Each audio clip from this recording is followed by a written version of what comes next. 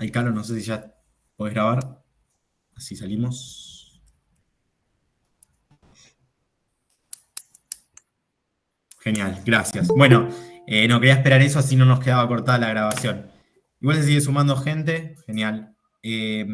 Como decía, la clase la vamos a dar Juani, Juan Ignacio y Mm. yo. Somos parte de Proyecto Económicas, una agrupación de la facultad, actualmente la segunda fuerza de la facultad.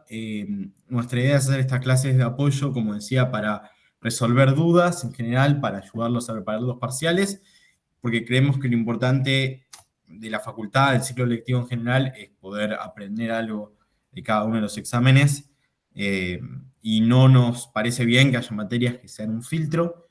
Microeconomía es la única materia en la que damos clases de apoyo por ahora del ciclo profesional. Estamos dando clases de apoyo en el segundo tramo y en el primer tramo del ciclo general, en las materias más matemáticas, bueno, en teoría contable, porque son hoy en día un filtro. Por eso nosotros trabajamos con esta clase de apoyo, pero más allá de la clase de apoyo, aprovecho para comentarles que hacemos charlas de todo tipo, de distintos temas, charlas de formación, y los invitamos, son abiertas, así que ahí la recomendación, no voy a ahondar mucho en de qué es cada una de las charlas, porque tampoco es la idea, pero la recomendación es que nos sigan en Instagram, ahí van a poder ver las distintas actividades que hacemos. Somos Proyecto Económicas en todas las redes, síganos en Instagram, Twitter, suscríbanse al canal de YouTube, que ahí vamos a subir la grabación de esta clase, lo que es más importante. Por último, comentarles que hacemos también talleres, estamos haciendo taller de Excel, entre otras cosas, liquidación de sueldos, multitributo, etcétera. Eh, Cosas que son útiles también, que no se ven en la carrera, pero que son importantes para laburar. Para la carrera, ahora sí, hacemos clase de apoyo. No quiero extenderme muchísimo más. De nuevo, los invitamos a seguirnos en las redes. Juani, todo tuyo cuando quieras arrancar Bueno, en los temas de la materia. y bueno, importante esto de que si tienen dudas, sobre todo en la parte más práctica, porque por lo menos mi parte de la clase va a ser más un repaso teórico sobre algunos de los temas hasta que Sebas después tome la posta y dé los demás temas que hay para el primer parcial. Si tienen dudas, sobre todo en la parte práctica, el grupo de WhatsApp es vital porque mandan ahí los ejercicios que o que no les salieron o que tienen una duda con una foto y así lo podemos resolver más detenidamente y con una explicación con imágenes y no extender, digamos, esta clase mucho tiempo, sino usar las herramientas que nos da WhatsApp para poder, y sobre todo resolverlas entre todos y generar una cadena de apoyo un poco más colectiva, digamos. Así que eso, si tienen el link del grupo de WhatsApp y se pueden unir, únanse y ahí es un lugar donde se pueden resolver constantemente todas las dudas, sobre todo, insisto, en la parte de los ejercicios, que por lo general son los lugares en donde más problemas surgen. Dicho esto, voy a compartir mi pantalla. Eso, ahí está el link del grupo de WhatsApp como para que se unan y ahí despejemos todas las dudas que tienen que ver con la parte práctica. Bien, ¿se ve la pantalla? ¿Se ve bien? ¿Se ve, Juani? Sí, Se ve se ve perfecto. bien, perfecto. Traca, traca. Muy bien. Este, yo voy a arrancar por el primer tema que es restricción presupuestaria, donde básicamente, sobre todo en microeconomía, se trabaja con canastas de consumo. Las canastas son conjuntos de bienes que tienen cada uno su respectivo precio. ¿Sí? En este caso, para simplificar muy por lo general, se utilizan dos bienes, X1 y X2, que expresan la cantidad de los bienes, y P1 y P sub 2, que son los precios de los bienes X1 y X2. En este caso tenemos la recta presupuestaria que va a tener esta forma, este, que es P sub 1 por X sub 1 más P2 por X2. Bueno, voy a decir P2 muchísimo tiempo, muchas veces en esta clase, así que acostúmbrense. Eh, que refieren al valor, a la cantidad de dinero que la gente invierte en el bien 1, que es la cantidad de los bienes multiplicado por el precio del bien 1 y del bien 2. Y eso da como resultado M, que es el presupuesto general, la cantidad de dinero que la gente tiene para consumir esos dos bienes y va a elegir las cantidades de cada una de las canastas que mejor o que más le convenga, ¿sí? Gráficamente, la recta presupuestaria, como seguramente ya saben, se ve así, ¿sí? Este área, el área de este triángulo que surge de los ejes cartesianos y la recta presupuestaria, es el conjunto presupuestario que son todas las distintas canastas que la gente puede elegir que están dentro del presupuesto que la gente tiene, ¿sí?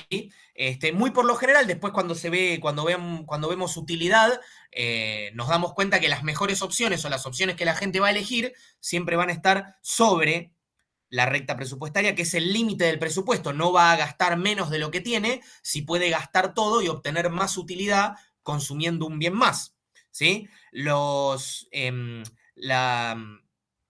límites con el origen, ¿sí? En este caso la ordenada al origen es m sobre P2, que es la cantidad del bien 2 que la gente puede consumir si invierte todo su presupuesto en ese bien, y la abscisa al origen es m sobre P1, que es toda la cantidad del bien 1 que la gente puede consumir si invierte todo su presupuesto solamente en el bien 1, ¿sí? Y la pendiente de esta recta va a ser menos P sub 1 sobre P sub 2, ¿sí? Que esta pendiente nos indica a cuántos bienes, digamos, cuántos bienes del bien 1 debe renunciar el agente si quiere consumir un bien más, ¿sí? Del bien 2 y viceversa. Claro, a qué cantidad de un bien debe renunciar el agente si quiere consumir un bien más del otro, ¿ok? Eso nos indica la recta presupuestaria, ¿sí? Se llama coste de oportunidad, ¿sí? Quiere decir a cuántos tenés que renunciar de un bien para consumir uno más del otro, ¿sí? Esto es cuántos nuevos bienes 2 va a tener y cuántos, o dejar de tener, y cuántos nuevos bienes del bien 1 va a tener o dejar de tener, ¿sí? Si aumenta o disminuye el otro bien. Siempre va a tener signo negativo porque si querés consumir un bien más de X1, vas a tener que renunciar a uno o más de X2. Por eso siempre se van a mover en sentido contrario y por eso la pendiente es negativa, ¿sí?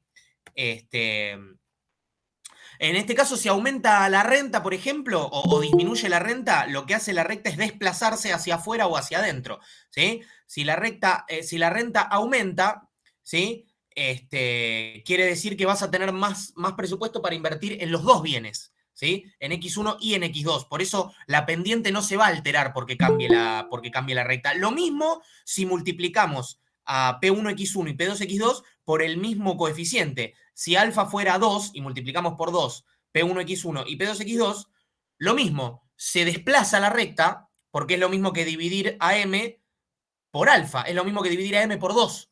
O sea, tenés la mitad del presupuesto para gastar en los mismos bienes, porque duplicaste el precio, ¿sí? Solo cambia la pendiente si esta relación se altera, ¿sí? Si se altera menos P sub 1 sobre P sub 2, ahí sí cambia la pendiente, pero si no se altera esta relación, la recta lo único que hace es desplazarse, ¿sí? Esto del numerario, bueno, el numerario es una herramienta que se usa para reemplazar el precio de un bien por uno, como si ese bien fuera, por ejemplo, el dinero, ¿sí? Que se usa simplemente para poder tener una variable menos de la que preocuparse. En este caso, por ejemplo, dividimos por P sub 2 a toda la ecuación, ¿sí? Y tenemos P1 sobre P sub 2 por X1 más X2, ¿sí? Porque P sub 2 sobre P sub 2 es 1, igual M sobre P sub 2. Es una herramienta que se usa que no voy a profundizar en esto porque no la suelen tomar y la suelen explicar medio al pasar. Pero a veces cuando un bien, por ejemplo, es el dinero, se usa la herramienta del numerario, como que ese bien, como que el precio de ese bien es el que mide, ¿sí? El resto de los precios. El precio del bien 1 se va a medir en términos de el precio del bien 2 y no sobre el signo pesos, digamos. Pero bueno, no importa. También lo que se hace, algo que se suele ver, es qué pasa cuando se cobra un impuesto o un subsidio a los valores de X1 y X2. En este caso, ¿cómo afecta esto a la recta presupuestaria si hay un impuesto, ¿sí? Al bien X1, tanto a la cantidad del bien o al valor del bien, ¿sí? Lo que se hace básicamente Es como si aumentáramos el precio del bien, pero no si lo multiplicamos por 2. En este caso, T vendría a ser un impuesto que se cobra a la cantidad del bien 1. Entonces, si vos querés consumir un bien de X1, no vas a pagar más P1, sino que vas a pagar P1 más T. ¿Sí? Entonces, por cada bien X1 que quieras comprar, vas a pagar su precio más una tasa, ¿sí? Que si se los toman en algún ejercicio, la tasa va a ser de 0,2, 0,3, 0,4, no importa. Una tasa, ¿sí? Que se va a aplicar, en este caso, sobre la cantidad y en este caso sobre el valor, ¿sí? P1X1 es el valor de los bienes X1 que vos querés consumir. Y sobre ese valor, a eso se le aplica una tasa. A todo esto lo vas a multiplicar por 1 más la tasa T que ponga el gobierno o el agente regulador, que si se los toman, insisto, va a ser de 0,2, 0,3. Gráficamente se ve así, ¿sí? Esto es cuando se cobra un impuesto, ¿sí? Se le cobra un impuesto sobre el consumo superior a este nivel, a X raya sub 1. Si X raya sub 1 es el límite de bienes que vos podés consumir, ¿sí? Sin un impuesto, si vos superás esa cantidad, la pendiente se vuelve más empinada, si se quiere. Entonces la relación de menos P1 sobre P sub 2 se va a volver menos P1 más T sobre P sub 2. Entonces no cambia toda la pendiente de la recta, solo cambia a partir de acá, ¿sí? Solo a partir de acá la pendiente se vuelve más empinada porque a medida que vos querés más bienes de X1 vas a tener que pagar más que lo que pagarías si vos quisieras consumir un bien de X2. Los bienes de X2, en este caso, no tienen un impuesto, ¿sí? Entonces, solo podés consumir menos de X1 a partir de este nivel, ¿sí? Así se ve gráficamente. Y así se ve si vos querés directamente suspender el consumo, poner un límite al consumo al bien X1 pasado cierto límite. Si vos querés pasar este límite ya no podés, entonces la pendiente se vuelve directamente vertical, ¿ok? Si se raciona el bien 1, como dice, desaparece la porción del conjunto, te queda este área, esta porción, es los bienes que vos consumirías si hubiera, si el agente regulador te lo permitiera, pero cuando se aplica el racionamiento, ¿sí? La pendiente se vuelve vertical porque ya no podés consumir más de este bien, solo podés consumir más bienes de X2, ¿sí? Bueno, acá hay un par de problemas que saqué del libro del Varian que sirven para tener una introducción a más o menos lo que es la recta presupuestaria y las canastas de consumo. Después las prácticas, insisto, si tienen dudas de los ejercicios de práctica que no les salen, por WhatsApp con una foto los podemos resolver más detenidamente y con mayor detalle que lo que haríamos en esta clase. Por ejemplo, a ver, el 1, si inicialmente el consumidor tiene la recta presupuestaria, bueno, P sub 1 por X sub 1 más P2 por X sub 2 igual a M, que es la típica recta presupuestaria, se duplica el precio del bien 1. Se multiplica por 8 el del bien 2 y se cuadruplica la renta. ¿Cómo es la nueva recta presupuestaria en función de los precios y la renta iniciales? Bueno, si tenemos que el bien 1 se duplica por 2, el precio del bien 2 se multiplica por 8 y la renta se multiplica por 4, bueno, entonces nos va a quedar 2P1X1 más 8P sub 2 por X2 igual a 4M, ¿sí? Así quedaría la nueva recta con estos cambios y alteraciones en los precios y en la renta. ¿Qué ocurre con la recta presupuestaria? Ejercicio 2. Si sube el precio del bien 2, pero el del bien 1 y la renta permanecen constantes.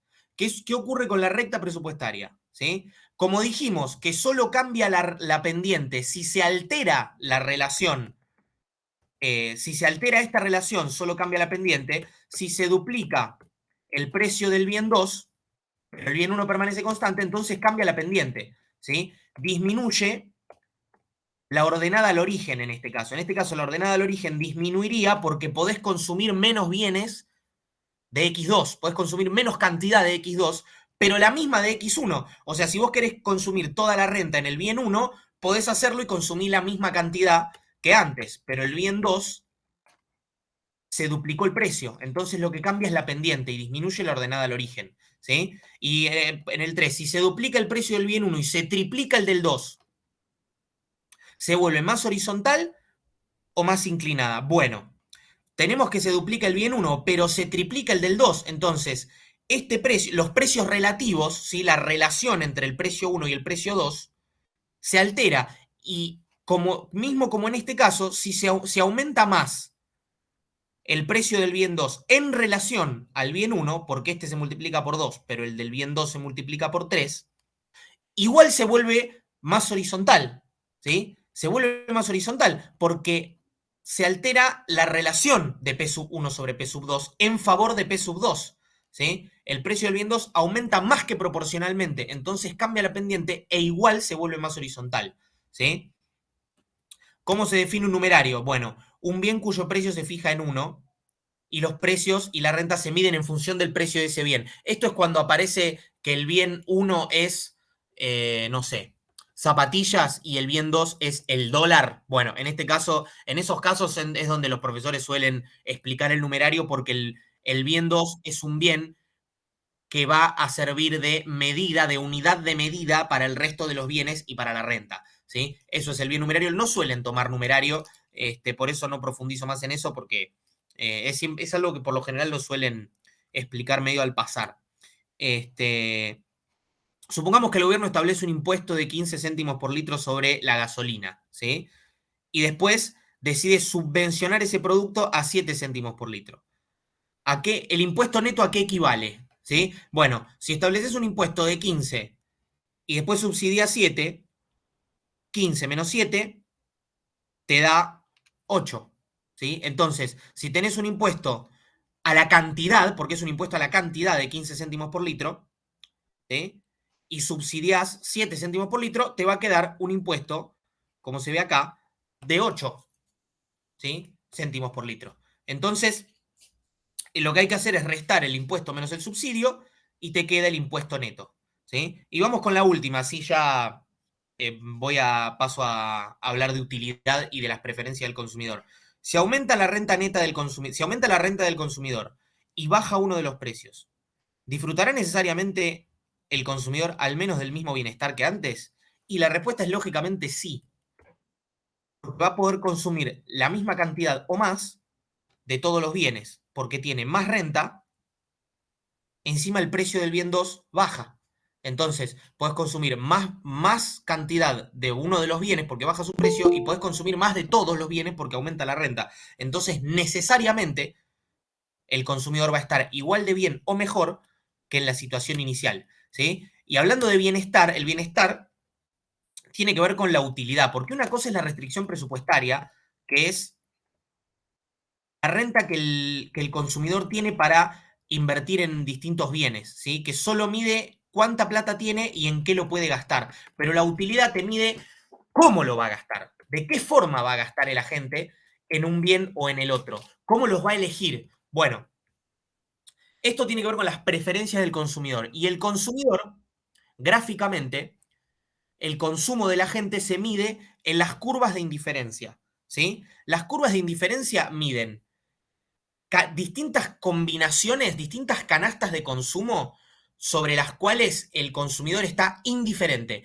Una curva de indiferencia, todos los puntos de la curva de indiferencia miden canastas de consumo sobre los cuales el consumidor le chupa un huevo. Puede elegir una canasta o la otra y va a estar igual de bien. Va a tener la misma utilidad si elige una o si elige la otra. ¿Ok? Se las puede comparar y se las puede ordenar, ¿sí? Y esto tiene la propiedad de ordinal, se aplica porque si el consumidor prefiere la canasta A antes que la canasta B y la canasta B antes que la canasta C, entonces prefiere la canasta A antes que la canasta C, ¿sí? Esto es lineal. Si A es mejor que B y B es mejor que C, entonces A es mejor que C. Y obviamente siempre cuanto más mejor, o sea, cuanto más bienes consuma, mejor va a estar. Esto es lógica, básicamente, pero son propiedades que nunca está de más decirlas. Eh, bien. Gráficamente, una curva de indiferencia se mide en general, se grafica así, es una curva descendiente, ¿sí? Que como decíamos que la pendiente era negativa en la recta presupuestaria, acá es lo mismo, porque eh, lo que mide la pendiente es la relación marginal de sustitución. ¿Cuántas unidades está dispuesto a sacrificar el individuo para obtener una unidad más del otro bien. Acá no es a cuántas tiene que renunciar, ¿sí? Porque no tiene que ver con el presupuesto. Acá es a cuántas está dispuesto a renunciar para consumir un bien más del otro, ¿ok? Eso mide la relación marginal de sustitución. ¿Cuántas unidades de, en este caso, vestidos, por ejemplo, está dispuesto con la misma utilidad a renunciar para consumir un bien más del otro? ¿Ok? En este caso, por ejemplo, la pendiente es -3, porque si quiere consumir un bien más de alimento, está dispuesto a renunciar a 3 unidades de vestidos, ¿sí? Está dispuesto a renunciar a 3 vestidos por consumir un alimento más. Entonces la relación marginal de sustitución es -3, ¿ok? Y obviamente siempre es decreciente, ¿sí? Bueno, la utilidad marginal, en este caso, la utilidad marginal, que seguramente la habrán visto, lo que mide es, ¿sí? ¿Cuánto bienestar más obtiene el individuo por una unidad más de ese bien? ¿Sí? Siempre por lo general es decreciente, porque si vos tenés mucha sed y tomás 1 litro de agua, vas a estar mejor. Si tomás 2 litros de agua, vas a estar mejor, pero menos que si tomás 1. Y si tomás 4, 5, 6, 7 litros de agua, yo creo que no vas a estar tanto mejor que si tomas 1. Siempre la utilidad marginal es decreciente porque a medida que aumentás la cantidad de bienes que consumís, la utilidad adicional que te brinda un bien más siempre va a ser menos, ¿sí? Hasta que llega un punto donde la utilidad marginal es máxima, pero va disminuyendo, ¿sí? Cada vez disminuye más, porque cada vez te brinda menos satisfacción, o menos satisfacción adicional, mejor dicho, cada vez te brinda menos satisfacción adicional una unidad más, y llega un momento en el que la utilidad marginal se vuelve 0 y empieza a ser negativa. ¿Qué quiere decir esto? Que un bien más ya directamente te hace peor, ¿sí? Si yo ya tomé 12 litros de agua, tomar 1 litro más me va a hacer peor, no mejor, ¿sí? Eso ocurre cuando la utilidad marginal es 0 y ya a partir del siguiente bien pasa a ser negativa. En ese momento la utilidad total empieza a descender, ¿sí? El punto en el que la utilidad marginal es 0 es el punto donde la gente obtiene su utilidad máxima, ¿sí? La utilidad máxima es el momento en el que la utilidad marginal de un bien más es exactamente 0, ¿sí? Entonces, la pregunta es, ¿cuál es la canasta óptima? Bueno, tenemos curvas de indiferencia y tenemos recta presupuestaria. La recta presupuestaria es cuánta plata tiene el agente para consumir distintas canastas de consumo. Y la curva de indiferencia mide qué canastas le hacen igualmente bien. Entonces, la canasta óptima va a ser la curva de indiferencia en donde haya un punto, ¿sí? O sea, la recta presupuestaria se hace tangente con la curva de indiferencia. ¿Qué quiere decir? Que se tocan en un punto. Ese punto en el que la curva de indiferencia máxima posible, digamos, iguala la relación marginal de sustitución con la relación de precios, ¿sí? La relación de precios se iguala con esta relación marginal de sustitución en este punto. Y este punto es el máximo de utilidad que la gente puede obtener con su recta presupuestaria y su set de preferencias, ¿sí? Es decir, cuando combinamos estas dos cosas, este punto tangente entre las dos curvas o entre la recta y la curva es el punto en el que la gente obtiene la mayor utilidad posible dentro de sus posibilidades de presupuesto. Dentro de la plata que tiene y su nivel de utilidad con cada uno de los dos bienes, este punto rojo es el punto óptimo dentro de las circunstancias, ¿ok? Es la igualdad entre la relación marginal de sustitución, utilidad marginal de X sobre utilidad marginal de Y, se iguala con la relación de precios, ¿sí? Cuando se igualan estas dos, es el punto óptimo, ¿ok? Entonces, voy a pasar a hablar del último tema que tengo que dar yo antes de darle lugar a Sebas, ¿sí? Slutsky, ¿ok? Ecuación de Slutsky. ¿Qué pasa con Slutsky? Bueno, tenemos la recta presupuestaria, ¿sí? Y una función de utilidad, ¿ok? Tenemos estas dos cosas. Ahora, ¿qué pasa cuando varía el precio de uno de los bienes? ¿Sí? Cuando varía el precio de uno de los bienes, si aumenta el precio de un bien, por ejemplo, si aumenta el precio de un bien, lógicamente vas a poder consumir menos de ese bien o vas a consumir menos. ¿Ok?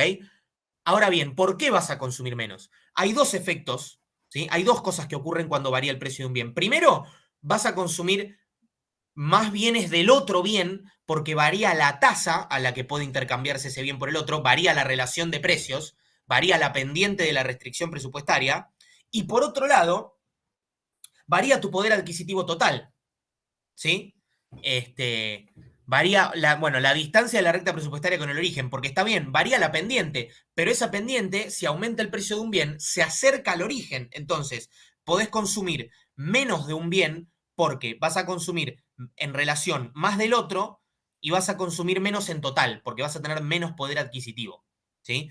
Estos dos efectos, el que lo relaciona al bien con el otro y el que lo relaciona con la renta, se llaman efecto sustitución y al efecto renta. Entonces, en la ecuación de Slutsky lo que quiere averiguar es qué parte de la variación del consumo tiene que ver con el efecto sustitución y qué parte tiene que ver con el efecto renta. Con estos dos efectos, Slutsky los quiere separar y ver cómo afecta cada uno a la variación del consumo. O sea, por un lado tenemos variación de utilidad y por otro lado tenemos la recta presupuestaria. Bueno, planteamos el lagrangiano, ¿sí? Esta parte de nuestro ejemplo no la miren, solamente la parte del lagrangiano, ¿sí? Planteamos el lagrangiano, ¿sí? Las condiciones de primer orden, y una vez que hacemos todos estos despejes matemáticos, háganlos lento, cuando les toque la parte práctica se hacen despacio, pasando los exponentes bien, que te queden el signo más donde va el más, el menos donde va el menos, y si lo hacemos lento, en este caso, en esta eh, función de utilidad, nos da, cuando despejamos, que el consumo óptimo, ¿sí? El consumo óptimo del bien 1 es igual a m menos 2 sobre, perdón, dividido 2 sobre p sub 1, y el consumo óptimo del bien 2 es m sobre 2 por p sub 2, ¿sí? En esta función de utilidad que es una Cobb-Douglas de x1 a la 1 medio por x2 a la 1 medio, ¿sí? En este caso, el consumo óptimo es este. Ahora bien, ¿qué pasa si lo llevamos a los números? ¿Sí? Tenemos lo mismo, la función de utilidad y la recta presupuestaria. El precio del bien 1 es 2 y el precio del bien 2 es 5. Y la recta es 100. ¿Ok? Bueno, en este caso, el consumo óptimo, como despejamos en este lagrangiano, el consumo óptimo del bien 1 es 25 y el consumo óptimo del bien 2 es 10. ¿Ok? Bien. El agente va a consumir 25 unidades del bien 1 y 10 unidades del bien 2. Estos son los consumos que le brindan la mayor satisfacción posible. ¿Sí? Es el consumo óptimo. Entonces, ¿qué pasa si aumenta el precio del bien 1 de 2 a 4? ¿Sí? Se duplica el precio del bien 1. Bueno, ¿qué parte va a ser efecto sustitución y qué parte va a ser efecto renta en el nuevo consumo? ¿Sí? O mejor dicho, en la disminución del consumo de la gente. ¿Ok? Bueno, para calcular el efecto sustitución, primero siempre se calcula el efecto sustitución. Para calcular esto, lo que vamos a hacer es, vamos a calcular una nueva renta compensada. Vamos a hacer la recta presupuestaria con una renta compensada. ¿Qué quiere decir renta compensada? La renta que debería tener el agente para seguir consumiendo las mismas cantidades óptimas del bien 1. ¿Sí? Hacemos la recta presupuestaria compensada y nos da 150. ¿Qué es 150? Es la renta que debería tener si quiere seguir consumiendo 25 unidades del bien 1. ¿Ok? Esta es la renta que debería tener el agente. Ok.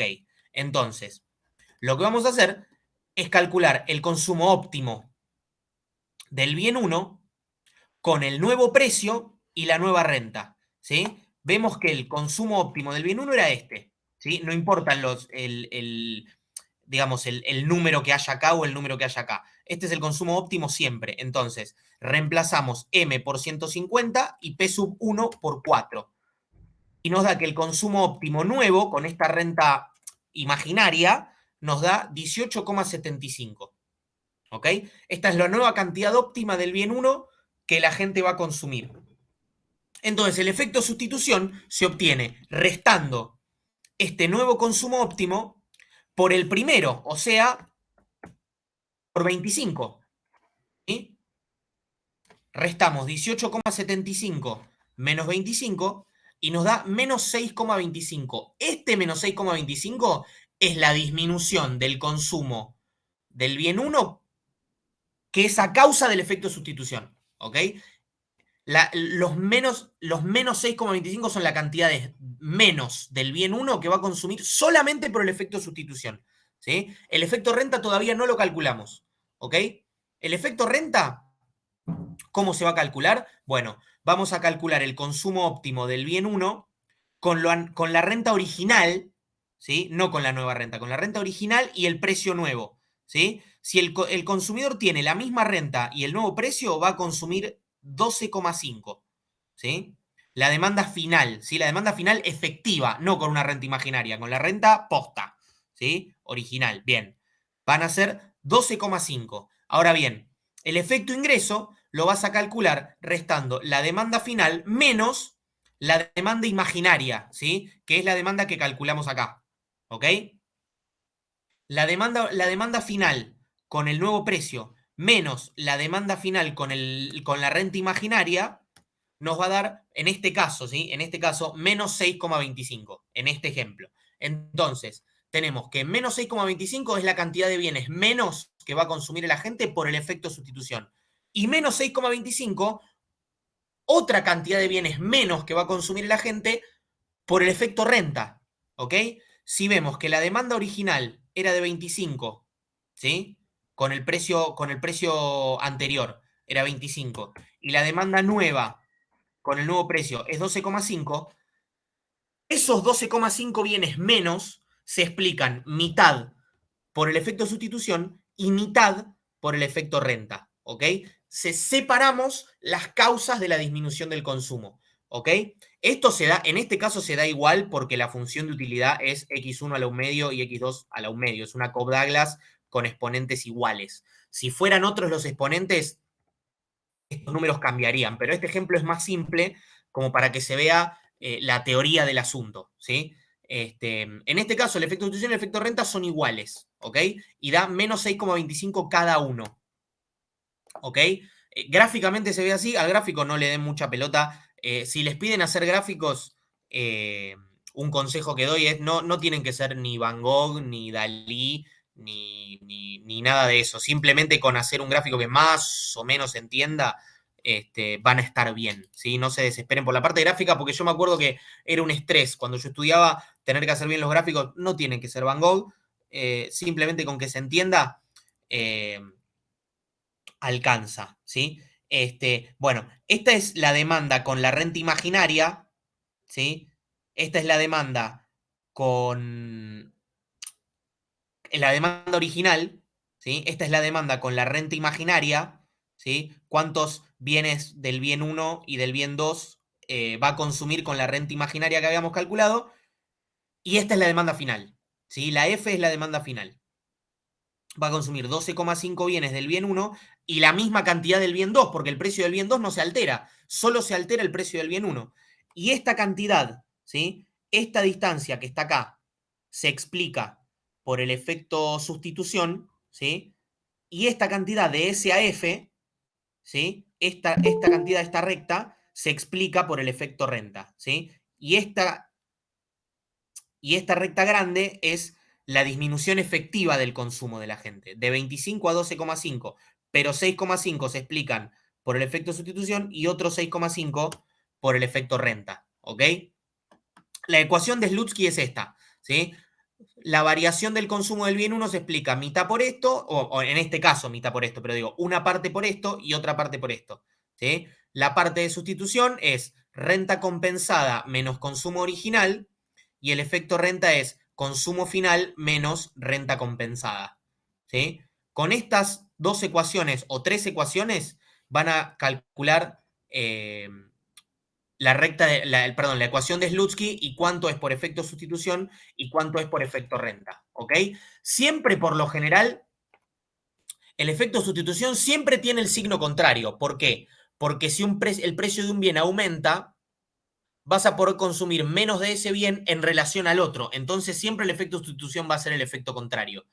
¿Sí? Siempre vas a consumir más de un bien en relación al otro si el precio del último bien aumenta. ¿Ok? Ahora bien, en el efecto renta, ¿sí?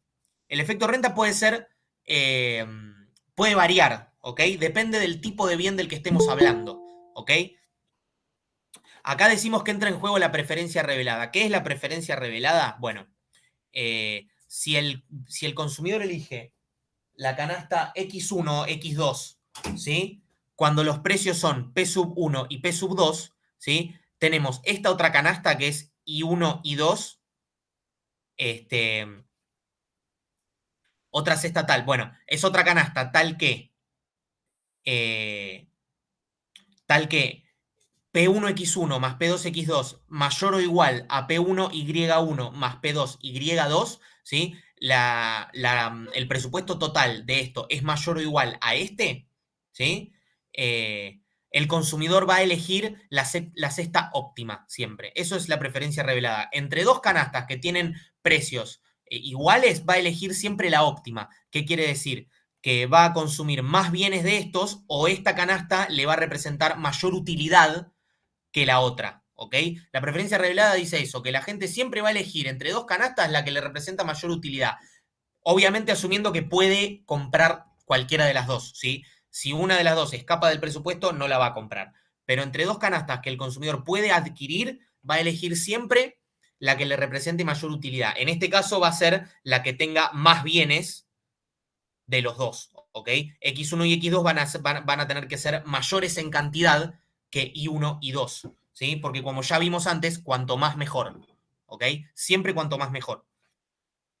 Entonces, bueno, en resumen, el consumidor eligió la canasta y cuando los precios eran estos dos, P sub 1 y P sub 2, y la renta M. Si aumenta P sub 1, obtenemos la renta imaginaria, ¿sí?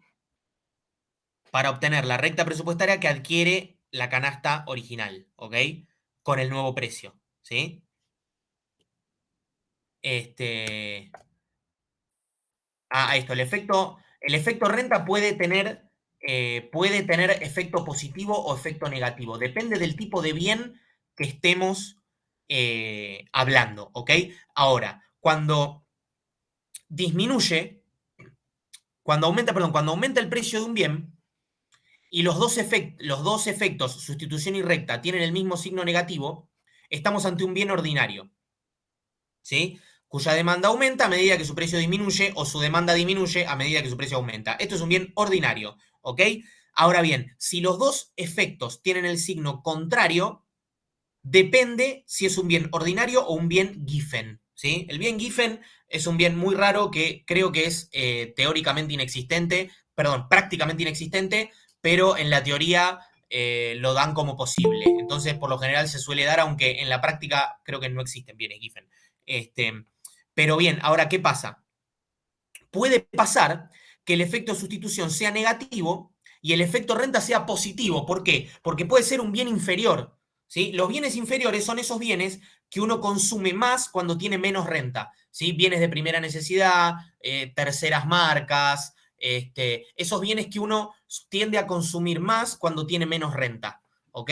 Esos son los bienes inferiores. Entonces, muy por lo general, cuando aumenta tu renta, vas a dejar de consumir, vamos a poner un ejemplo, no sé, vas a dejar de consumir arroz para pasar a consumir, no sé, sushi.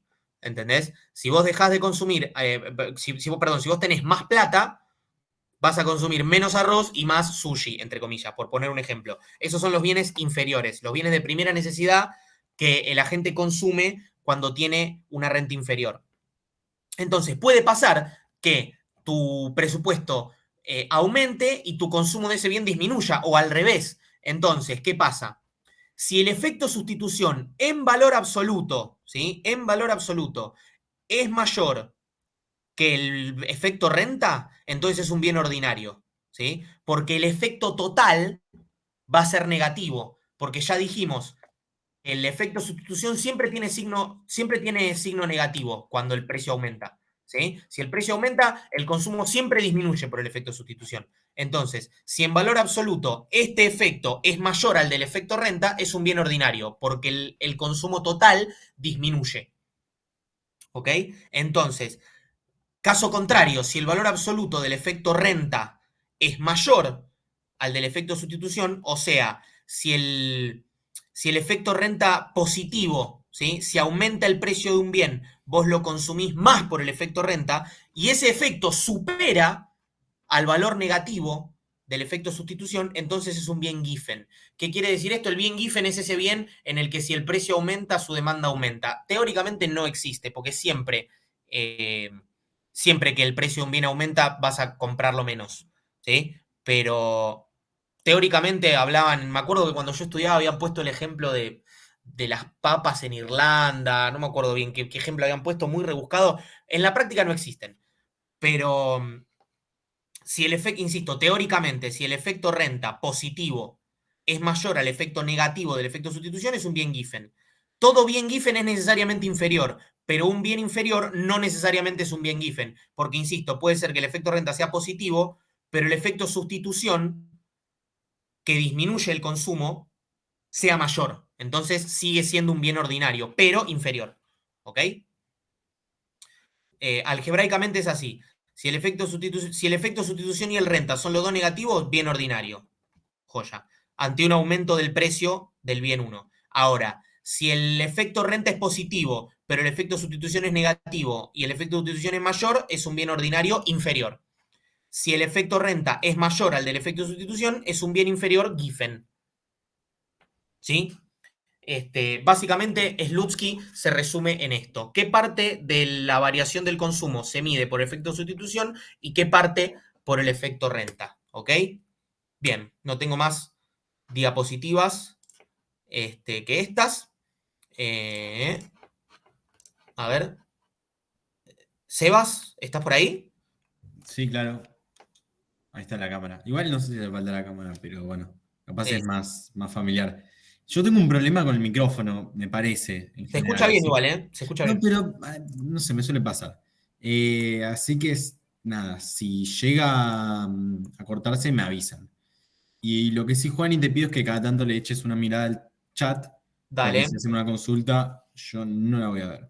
Ok. Bueno, hasta ahora vimos un repaso de cuestiones bastante teóricas o del principio de la materia, como es la elección.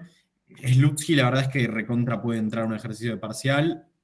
Cualquier cosa, como dijo Juani, tienen el grupo para mandar dudas. Al final de la clase, hasta el final de la clase, vamos a estar los dos, así que si queda alguna consulta, de nuevo la pueden mandar por acá. Voy a presentar el PowerPoint y vamos a arrancar a ver otros temas de la materia. Uno de ellos es elección intertemporal. No sé actualmente si lo toman en todos los cursos, en todas las cátedras, pero también sirve para pensar algunas otras cuestiones que son importantes y que yo creo que van a aportar a la preparación del parcial.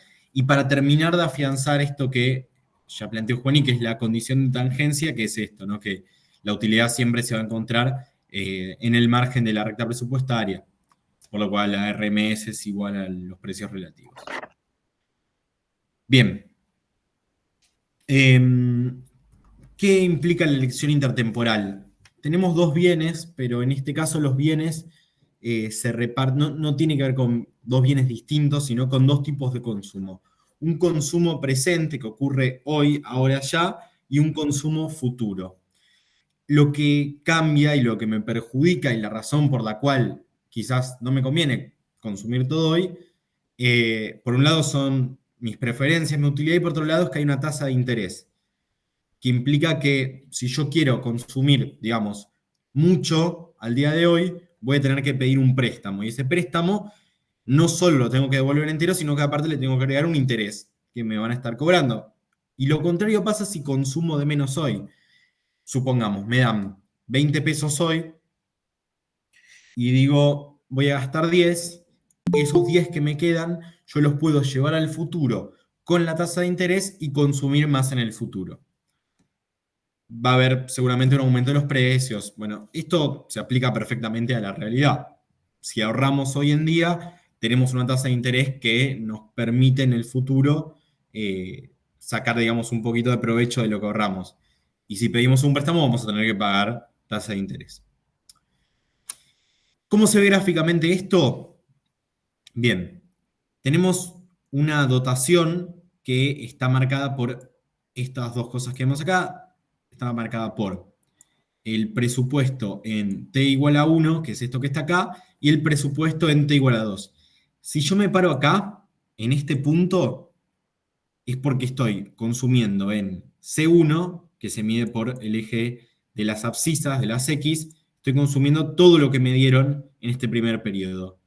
Y, consiguientemente, digamos, yo puedo estar acá, por ejemplo, y en este caso voy a estar ahorrando todo esto que estoy marcando ahora, ¿sí? Pero suponemos que, primero, que el mundo se acaba en t igual a 2. Entonces esto no me conviene. Si me queda plata, me conviene gastarla. Y aparte suponemos, por preferencias regulares, que voy a siempre ubicarme sobre la recta presupuestaria, que voy a consumir lo más que puedo. Que me va a convenir estar acá, mucho más que estar acá.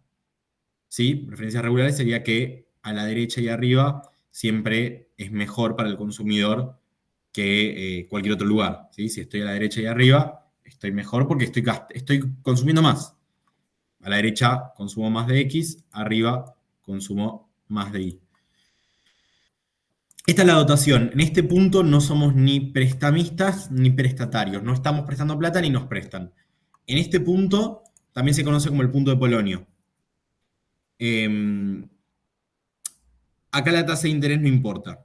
M1 es igual a, esto lo voy a escribir, M1 es igual a P1 por C1. Y M2 va a ser lo mismo, pero acá y acá en vez de un 1 van a haber un 2. No lo escribo porque me cuesta mucho el lapicito. Bien, en este caso, para ilustrar un poco qué es lo que está ocurriendo, estamos por encima de la dotación, ¿sí? Y si estoy por encima de la dotación, que es esto que ocurre acá, quiere decir que estoy tirando plata para adelante, estoy ahorrando en t igual a 1. ¿Sí? Porque estoy arriba de la dotación en t igual a 2. Estoy ahorrando en t igual a 1. Me dan esto y yo consumo menos. Y eso menos que consumo me permite llegar acá. ¿Sí? Me permite estar arriba de M2. Me permite gastar un poquito más de lo que me dieron en M2. Estoy arriba de la dotación, estoy a la izquierda. Esto es una fórmula casi memotécnica. Si estoy arriba de la dotación, estoy a la izquierda. Y si estoy abajo de la dotación, estoy a la derecha también. Esta sería la idea. Porque si estoy prestando plata en t igual a 1, voy a tener más de lo que me dan en t igual a 2.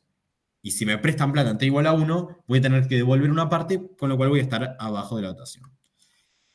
Bueno, ¿qué pasa con la tasa de interés a todo esto? La tasa de interés es parte de la pendiente, voy a escribir ahora la fórmula con el famoso lapicito. La tasa de interés es parte de la fórmula de la recta presupuestaria, es la pendiente. Esta es la pendiente de la recta presupuestaria. Si les piden graficar, buscan un punto X, digamos, X igual a 2, multiplican por esto y les va a dar un punto sobre la recta presupuestaria. Esa sería la forma de graficar.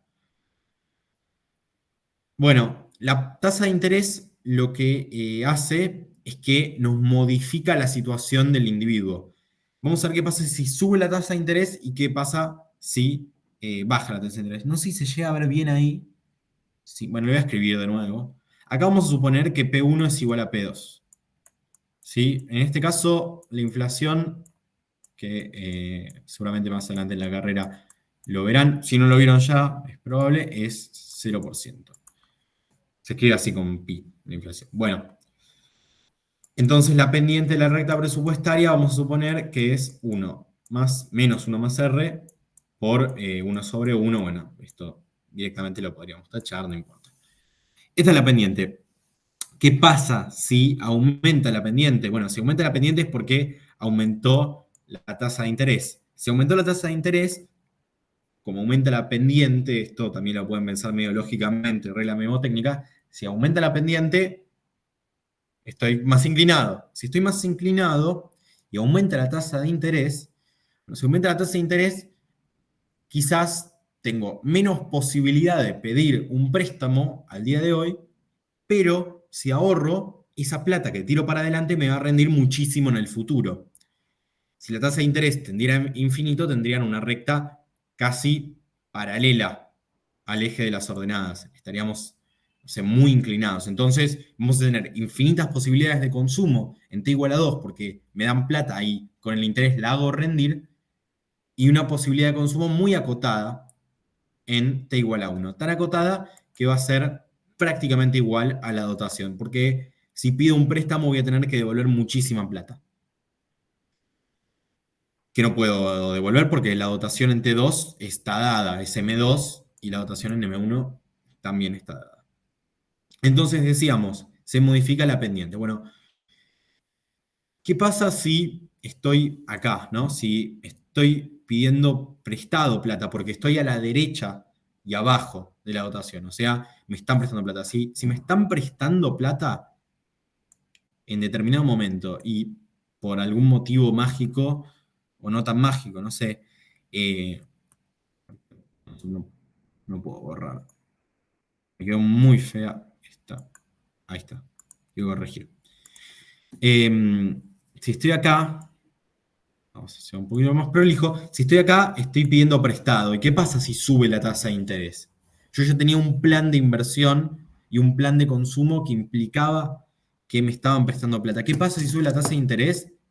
Bueno, por la pendiente, se corre la recta presupuestaria, pivotando siempre sobre la dotación. Fíjense que la dotación está incluida en las dos rectas, en esta que está más grisácea y en esta que está marcada en negro, fuerte, y dejo de tener esta posibilidad de consumo. Y en ese caso, si yo me mantengo de este lado de la dotación, abajo y a la derecha, en ese caso voy a estar viéndome perjudicado por esta nueva situación, porque me va a quedar este punto que había encontrado, que era el óptimo, me queda a la derecha de donde estaba antes, a la derecha y arriba de donde estoy ahora, perdón. O sea, perdí una posibilidad de consumo, una posibilidad que evidentemente es mejor, por preferencia revelada. Y contrariamente, si yo fuera prestamista, o sea, estoy arriba y a la izquierda de la dotación, que es este caso que vemos acá, y me sube la tasa de interés, se me abre un abanico de nuevas posibilidades de consumo. Incluso puedo ahorrar un poquito más. Fíjense que acá lo que hace este muchacho, Vivillo, o muchache, es que consume un poquito menos en t igual a 1 y eso le permite consumir muchísimo más en t igual a 2. Fíjense todo lo que sube el consumo en c igual a 2. Lo que pasa acá es que justo no hay inflación, y como no hay inflación, medio que me da igual consumir mucho ahora o consumir un rato.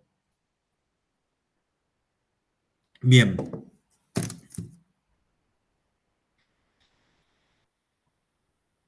Sí, veamos otra situación, esta que había marcado antes. Si se ve perjudicado, puede cambiar su posición y decir, bueno, subió tanto la tasa de interés que me di cuenta de que tengo un mundo nuevo de posibilidades, siendo un prestamista. Entonces, fíjense que pasa a estar arriba y a la izquierda de la dotación. Eso le permitiría mantener la utilidad o mejorarla. Pero esto lo van a tener que ver siempre maximizando. Si se mantuviera, como decía antes, como prestatario, su utilidad necesariamente va a bajar. Es una pregunta que seguramente aparezca mucho. Vamos a ver un ejemplo muy rápido y pasamos a otro tema, porque hay mucho para ver y había prometido que la clase iba a ser más o menos breve. Bien. Supongamos un consumidor con restricción intertemporal en 2 periodos. Esta es la plata que le dan en cada uno de los periodos. Los precios son los mismos, ¿sí? P1 y P2 es siempre 1, y la tasa de interés es del 20%. Las preferencias están dadas por esto, que esto es una Cobb-Douglas, que aparte da 1, ¿sí? Así que nos pide hallar la canasta óptima. Bueno, lo primero que vamos a hacer es hallar el presupuesto total en valor actual. ¿Por qué? Porque yo tengo que tener una sola restricción presupuestaria. Entonces voy a hacer un solo presupuesto que sea la suma de estas dos, de estas dos dotaciones que me dan, de estas dos conjuntos de salario que me dan. ¿Cómo lo hago? Bueno, para traer el presente, para llevar a valor actual cualquier tipo de inversión, los flujos de dinero del futuro los tengo que dividir, perdón, por la tasa de interés, más 1. Entonces, un valor actual de cualquier inversión, sí, que lo vamos a escribir así, va a ser lo que me dan en el periodo igual a 0, más lo que me dan en periodo igual a 1, sobre 1 más R,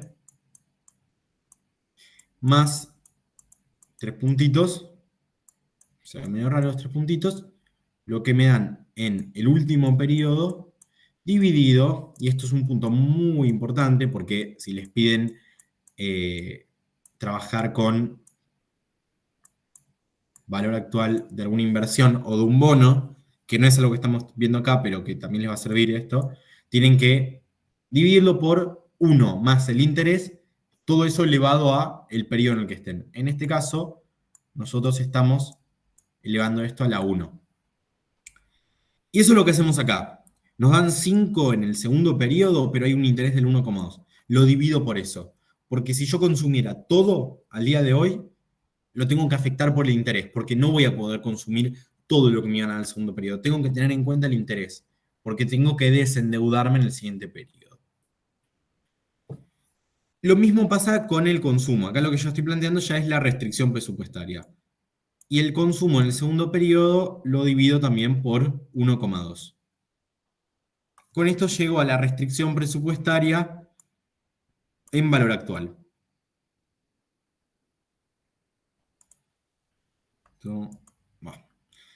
Ojalá en el próximo PowerPoint agregan un teclado, así no tengo que escribir así, que queda horrible. Esto es la restricción presupuestaria. La verdad que queda horrible. La restricción presupuestaria en valor actual. Bueno, ¿qué voy a hacer con eso? Lo voy a incluir en un lagrangiano.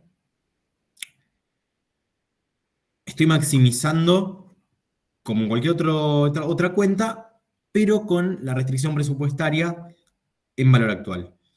Para eso traje al valor actual el presupuesto total y tengo en cuenta el interés a la hora de calcular el consumo en el segundo periodo. Esto es la función de utilidad. Vamos a maximizar todo esto. Estas son las condiciones de primer orden, son las derivadas parciales.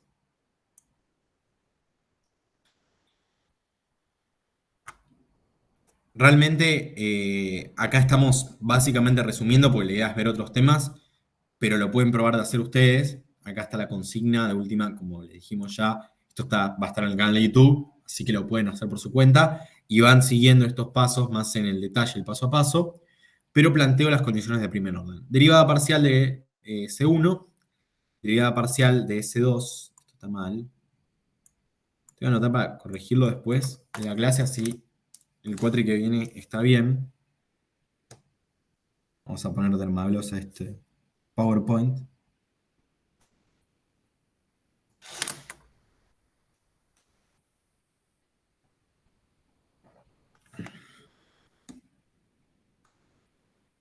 Y llego finalmente a este óptimo. Esto que pusimos acá es otra forma en la que podrían llegar simplemente usando Cobb-Douglas. ¿Por qué? Porque, como dijimos antes, esto es una Cobb-Douglas y la Cobb-Douglas tiene la particularidad de que si teniendo el caso de que tienen un solo presupuesto, si hacen M1 sobre P1 por C sobre C más D, teniendo en cuenta que una Cobb-Douglas es así.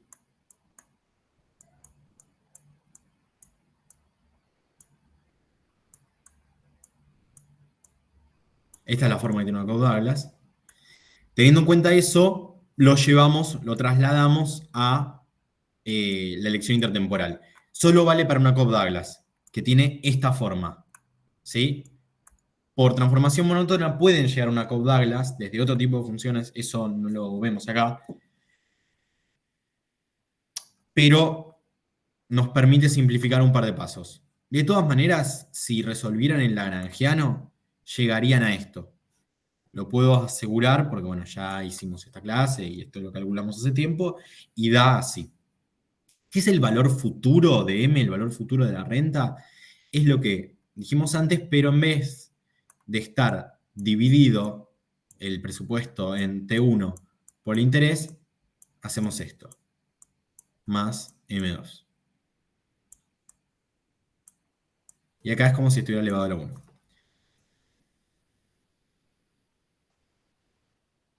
Ese es el óptimo. Bueno, recordemos cuál era el presupuesto. El presupuesto era 5 en los dos periodos. Y fíjense que está consumiendo un poquitito menos que eso. Y acá está consumiendo un poquito más de 5.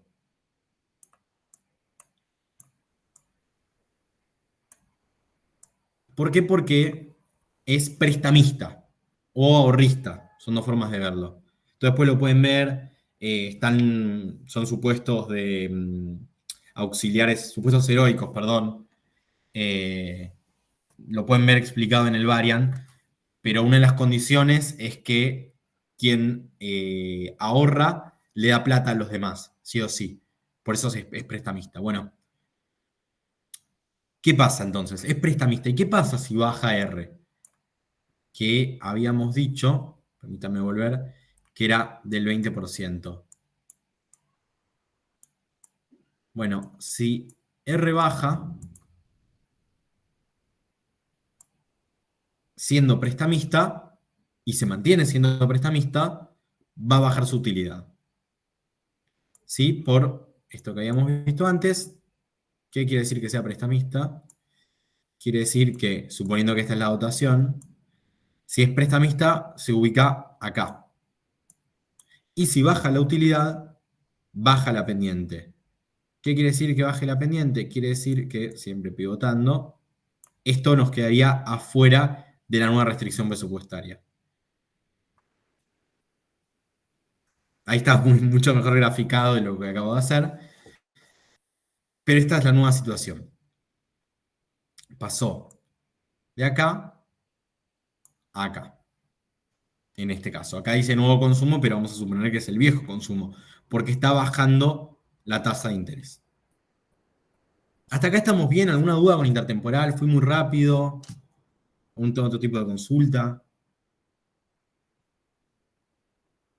¿Tienen hambre? ¿Sed? ¿Quieren que siga? Sigo. Si nadie dice nada, supongo que estamos bien. Bueno, excedente del consumidor. Esto yo creo que lo toman muchísimo más que elección intertemporal. ¿Qué es el excedente del consumidor? Esta es una función de consumo discreta. Creo que esto se lo sacamos al variant. Y este es el precio de mercado.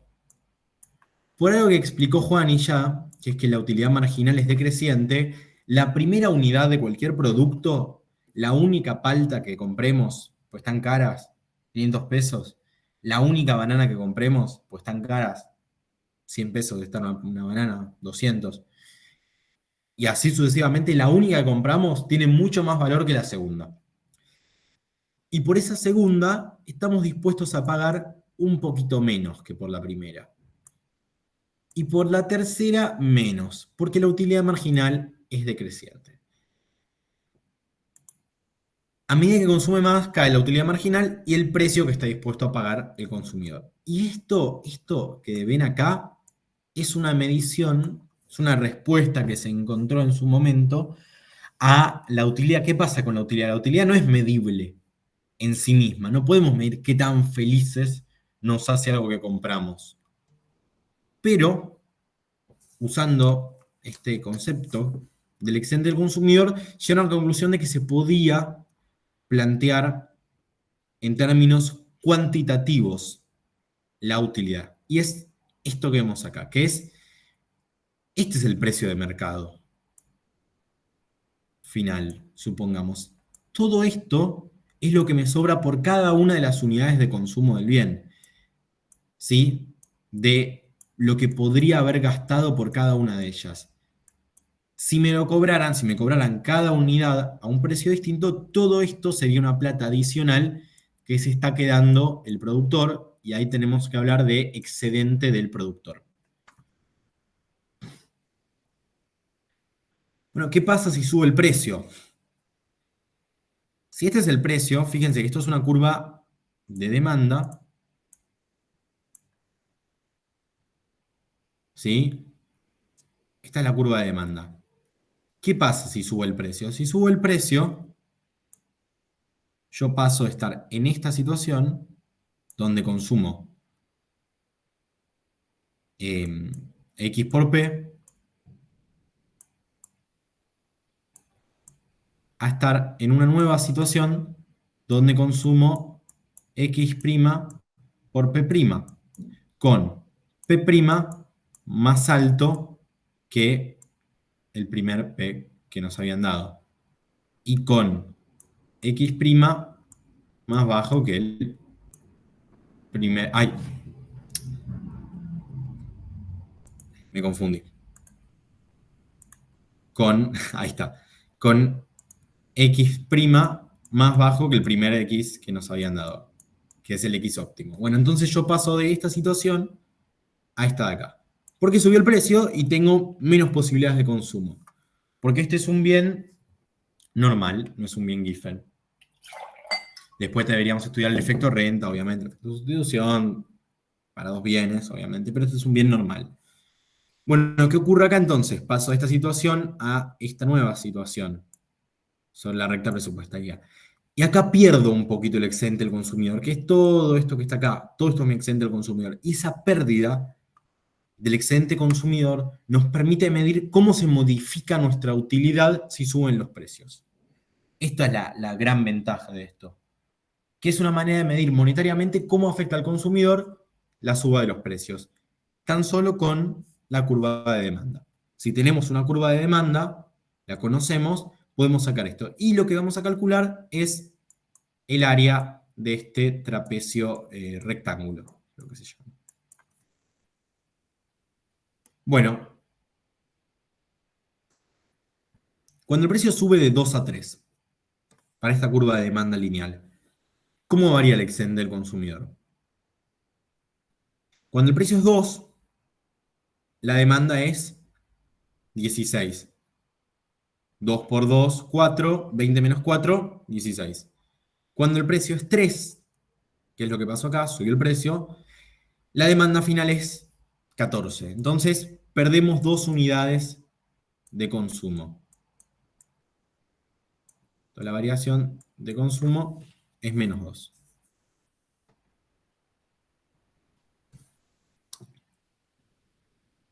Hay que calcular el área de un trapecio que tiene de altura,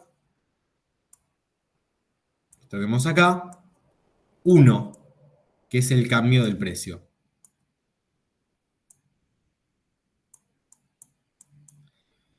Y de base tenemos hasta acá la cantidad más chica que consumo, que es 14. Y de acá tenemos 2. Obviamente el gráfico no es representativo de esta situación que estamos planteando. Fíjense las proporciones, ¿no? Bueno, un rectángulo con altura 1 y base 4, que es esto que se llama acá R, y un triángulo con altura 1 y base 2. Esto ya lo habíamos dicho. El área total de esto es 14 por 1, 14, más 2 por 1 dividido 2, porque esto es el área de un cuadrado de 2 por 1. Entonces lo tengo que dividir. 2 por 1 dividido 2 es 1. 14 más 1 da 15. Y esta es la pérdida o la variación del excedente del consumidor.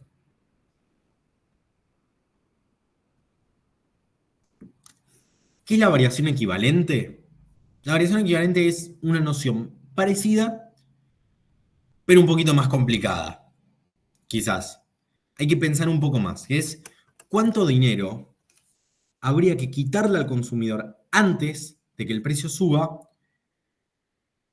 para que disfrutara el mismo bienestar que después. O sea, para que la utilidad fuera la misma que una vez que subió el precio. Entonces, ¿qué tengo? Subió el precio en el segundo periodo. ¿Sí? ¿Qué es esto que vemos acá? Subió el precio del bien 1. Entonces, pivotando sobre la misma cantidad posible de consumo del primer bien, tenemos mucho menos consumo de el bien 1. Podemos consumir la misma cantidad de bien 2, mucho menos de bien 1. Por eso se corre. Bueno, yo quiero encontrar cuánto tendría que moverse la recta sin ese cambio de los precios relativos para llegar a esta misma utilidad. Y fíjense que acá tengo este punto sobre la misma utilidad que en esta situación hipotética donde en vez de subirme el precio, solamente me hubieran quitado renta, donde solamente actúa el efecto renta y no actúa el efecto sustitución. Vamos a igualar la utilidad del consumidor luego de que suba el precio, con los precios nuevos, con la utilidad del consumo del consumidor, con una recta M incógnita y los precios iniciales. Entonces, primero quiero sacar la nueva situación óptima del consumidor. Tenemos los precios en el periodo modificado. Bueno, en este nuevo periodo, el bien 2 vale el doble que el bien 1. ¿Cuál es la canasta óptima? Acá estamos usando preferencias Cobb-Douglas, por eso lo ven así tan rápido, tan resumido. De última, pueden volver atrás en la present y van a entender cómo es esto. Pero esta es la canasta óptima. La canasta óptima consumo la mitad de 100, que es M dividido P1, y la mitad de M dividido P2. ¿Por qué la mitad? Porque los exponentes mantienen esa proporción entre sí. Es la misma cantidad, divido mitad y mitad. Y ahí entra en juego este 1/2. Este 1/2 es el mismo 1/2 que ven acá. La canasta óptima entonces es 50 del bien 1 y 25 del bien 2.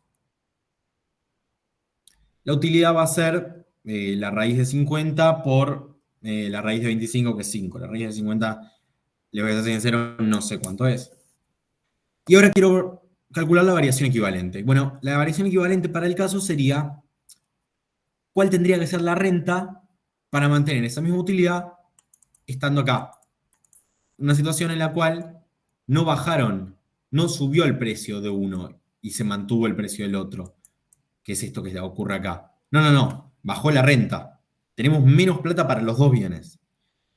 Esa hipotética situación tenemos M incógnita. Entonces, resolviendo, vamos a llegar a 70. La renta en el primer periodo, para que tengamos tanta menos utilidad como con este cambio de los precios, es 70. La variación equivalente es 100 menos 70, que es 30.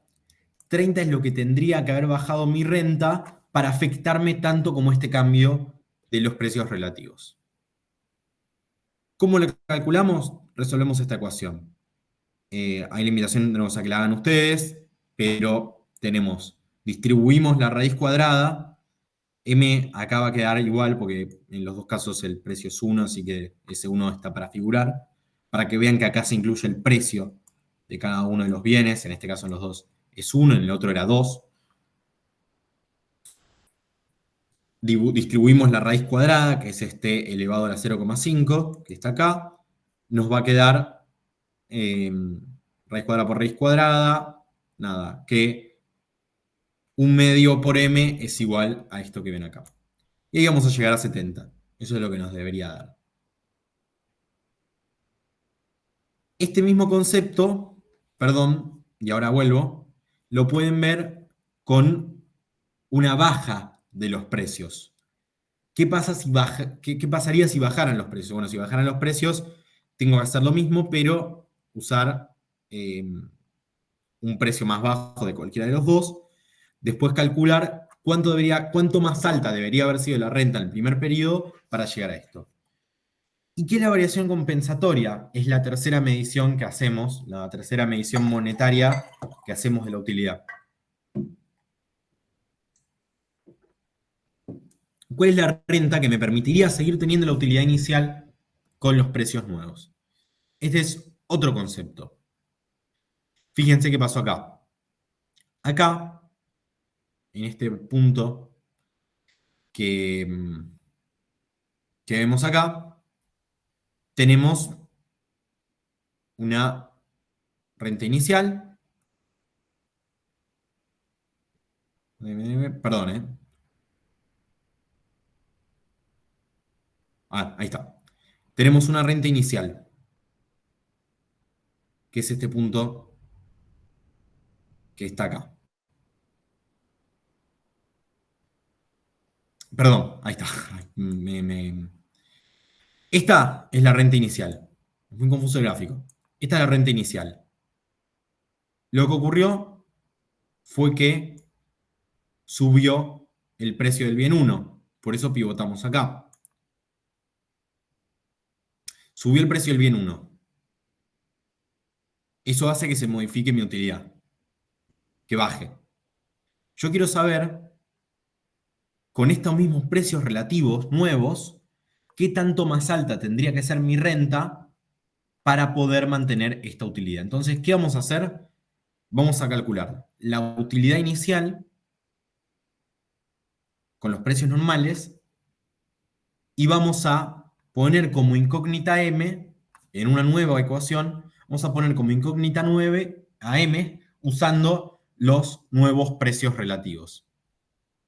Y así es como llegamos a esto que es la variación compensatoria. O sea, es qué tanto más alta tendría que ser mi renta con los nuevos precios relativos para mantener la utilidad que tenía antes de que aumentara el precio de un bien. O qué tanto más baja tendría que ser mi renta nueva para mantener la utilidad tan baja como cuando los precios del determinado bien eran un poquito más altos. Es el concepto. Acá estamos bien, paso al último tema, anteúltimo tema, perdón. Y cerramos. Demanda de mercado. ¿Qué es la demanda de mercado o demanda agregada? Es la sumatoria de las funciones de demanda individuales. Estoy yo, que soy el agente 1, viene un amigo, que es el agente 2. El agente 2 suena a agente secreto, pero no, agente económico.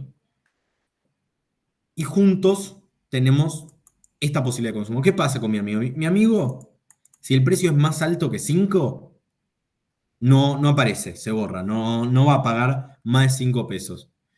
Pero si el precio es más bajo que 5, o inclusive 5, va a aparecer en el mercado. Entonces puede tener una función partida, que va a ser la suma de dos curvas de demanda que vemos acá. Esta es la curva hasta que el precio es 5 y a partir de que el precio es 5, aparece mi amigo y suma a querer comprar, suma a demandar bien también.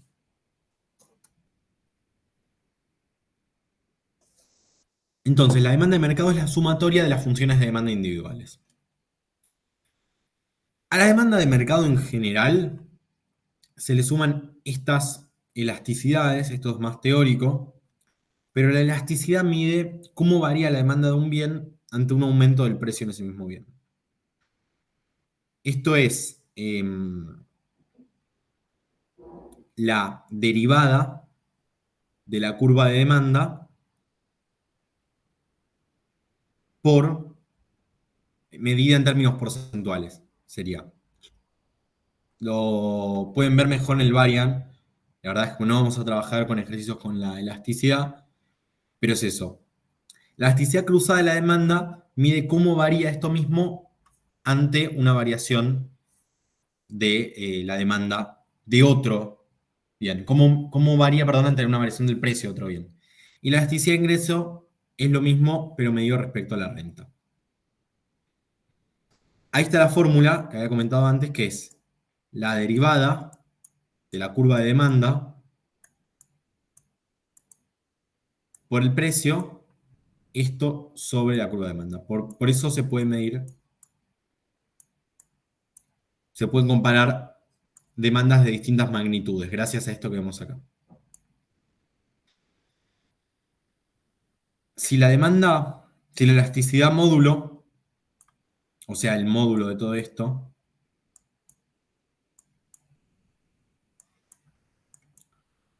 tiende a cero, quiere decir que es perfectamente inelástica. ¿Qué quiere decir eso? Que la derivada es casi cero. O sea que la demanda no se mueve frente a cambios en el precio del bien. Si es inelástica, se considera que es menor a 1, o sea que no se modifica mucho frente a variaciones del precio del bien. Es un bien, en general son bienes necesarios estos, bienes inferiores en la mayoría de los casos, porque aún si cae la renta, necesitamos seguir comprándolos.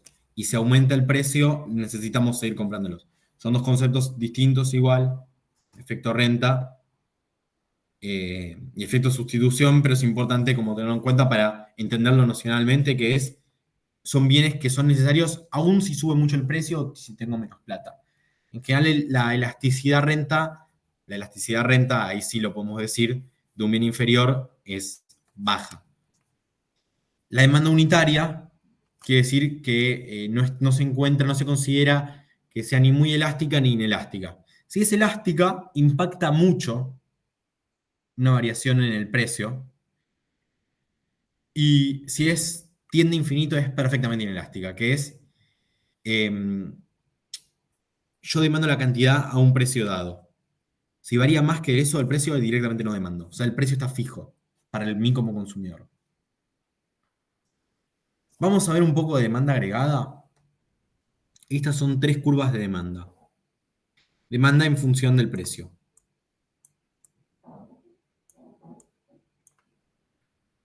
Este es un agente 1, un agente 2 y un agente 3. El agente 1 entra al mercado si el precio es igual a 20 o menor a 20. ¿Sí? Esto siempre tengan en cuenta, es igual o menor a 20. Igual o menor a 50, igual o menor a 10. ¿Por qué? Porque si esto me da más de 20, voy a tener una demanda negativa. Por poner un número, 30 por 4 es 120, 80 menos 120 me da menos 40 y no puedo demandar cantidades negativas de ningún bien. Este mismo análisis lo replicamos para los otros dos consumidores. Bueno, empecemos analizando por el consumidor menos restrictivo.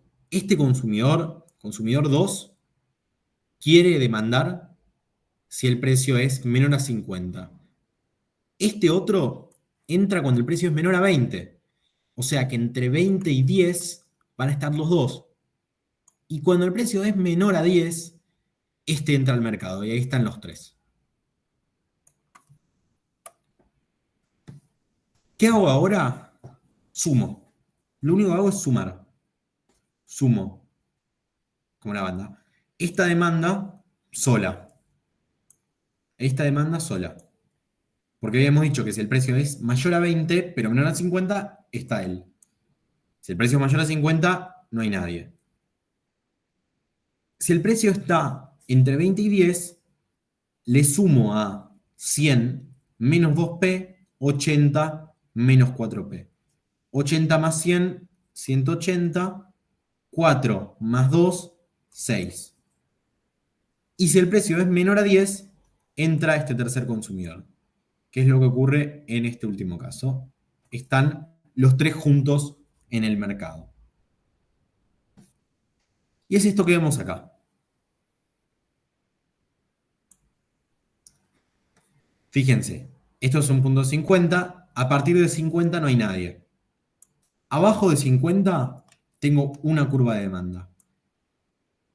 ¿Cómo la puedo graficar? Bueno, cuando el precio es 50, tengo mi ordenada de origen. Y voy a buscar mi abscisa al origen. Voy a pensar, bueno, ¿qué pasa si el precio es 0? Si el precio es 0, este muchacho compra 4. Perdón, ahí está. Este muchacho compra 100 menos 2 por 0 va a comprar 100. Es el máximo que puede comprar. A partir de 100, su utilidad marginal, que es lo que vimos antes, da 0. Entonces yo grafico, agarro la regla y grafico de 50, que es cuando entra a mercado, a 100, que es lo que compra cuando el precio vale 0. Pero me freno en 20, porque en 20 la demanda se modifica y entra en juego el segundo consumidor, que es, bueno, el segundo no, el primer consumidor, que es este que está acá. Entonces tengo 180 menos 6. Bueno, ¿qué pasa ahí?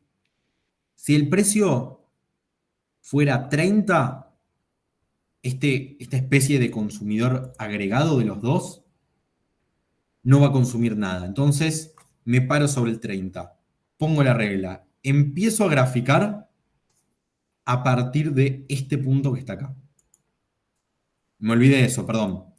Tengo que calcular dónde frenarme pensando, bueno, obviamente si soy muy, muy prolijo, no hace falta que busque cuál es esta X.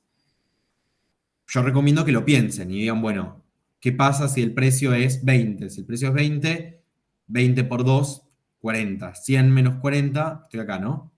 100 menos 40, 60. Entonces, la cantidad demandada va a ser 60. Empiezo a graficar a partir de 60 y apunto a 180, que es lo que este segundo consumidor teórico, que es la demanda agregada de estos dos, va a consumir si el precio es 0. Y me freno en 10. Si el precio es 10, la consumición total, suena a relaciones públicas boliche, la consumición total va a ser 120. Estoy acá. El precio es 10, la consumición es 180 menos 60 por 10. Menos 6 por 10, 120. En 120, 10, vuelvo a graficar. Me paro ahí, y ahí en realidad lo único que me queda es apuntar al máximo. El máximo va a ser 80 más 100 más 60, 240. Y llego acá. Esto es una curva de banda agregada. Acá está todo lo que hice para graficar, que es lo que acabo de explicar. Equilibrio de mercado, y con esto cerramos. Es bastante breve, pero ¿qué pasaría si le agrego una curva de oferta acá? Agrego una curva de oferta acá, vamos a tener que calcular dónde está el equilibrio. Para buscar el equilibrio, lo que les sugiero es que igualen la ecuación de la curva de oferta con cada uno de los tramos y ahí van a tener una sola incógnita, que es el precio. Resuelven la ecuación y se fijan si el precio está en este rango o en este rango. Y en el rango que se encuentre van a haber llegado al precio de equilibrio. La otra manera que tienen de hacerlo es graficar. Grafican y se fijan dónde pega el equilibrio. Y a partir de eso directamente ya buscan el precio igualando con el tramo de la función que les convenga. Cuando estamos en equilibrio, nos encontramos en un punto en el cual a ese precio nadie quiere ni comprar más ni vender más. Pero si nos encontramos en un punto en el cual se impone un precio máximo, nos encontramos en un punto en el cual el precio es más bajo que lo que vaciaría el mercado. ¿Qué significa eso? Si el precio es más bajo de lo que vaciaría el mercado, hay más gente que quiere comprar de la que quiere ofrecer. Esto es una forma de pensarlo, es trazamos una recta con el precio máximo y nos paramos sobre el lado que está más cerca del eje. Estamos en cantidad y precio en el eje de las ordenadas. Si el precio máximo está por encima del punto de equilibrio, que es donde me estoy parando ahora, estamos en una situación en la cual el precio máximo no incide.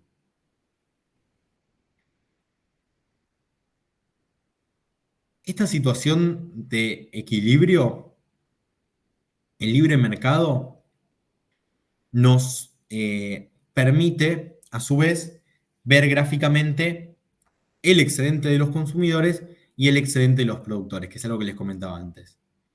Esta es la curva de demanda. Estoy en este precio que está acá. Y esto que está acá es esto que está acá, perdón. Ay, bueno, ahí ya está en la situación de precio máximo. Ahí va. Esto que está acá es el excedente de los consumidores. Y si nos fijamos al revés, esto que está acá es el excedente de los productores. ¿Por qué? Cada unidad ellos están dispuestos a ofrecerla un poco más cara. O cada unidad ellos pretenden ofrecerla un poco más cara. Y eso les permite a esta primera unidad, que es la más barata para ellos, les permite, bueno, ganar un poquito más por cada una que venden. Entonces tenemos el excedente de los consumidores en libre mercado, el excedente de los productores en libre mercado. ¿Qué pasa con un precio máximo? Con un precio máximo, que es esto que hemos graficado acá, se supone que perdemos esto que está acá. ¿Por qué? Porque el excedente de los consumidores llega hasta acá y esto que vemos acá, que era el excedente del productor, se pierde. Bueno, esto ya lo hemos comentado, una vez que nos pidan, una vez que defina la demanda, nos pueden pedir que hallemos el equilibrio. Se hace igualando las dos curvas y buscando el tramo en el que nos encontramos. Vamos a mantener las anotaciones por si nos piden el PDF después, igual quedaron bastante feas. Bueno, muchas gracias como siempre por llegar al final de la clase. Cualquier duda que tengan es el momento para hacerla, sea de alguno de los temas de la materia o una otra cuestión. Bueno, alguna otra cuestión no la vamos a poder resolver seguramente. Si tienen dudas sobre otros temas, ahí sí, limitaciones a que nos hablen por Instagram. Proyecto Económicas, nuevamente los invitamos a que nos sigan en todas las redes. Si están viendo YouTube ya lo saben, esta clase quedó grabada, con lo cual cualquier cosa la pueden repasar a partir de ahí. Les recomendamos que ingresen al de WhatsApp de la materia, del grupo de apoyo, y las dudas que tengan y que les hayan quedado, que les vayan surgiendo a medida que van preparando los exámenes, nos mandan por ahí. Muchas gracias por estar, que les vayan muy bien los parciales y sobre todo que estén muy bien. Muchas gracias, profe. Un placer.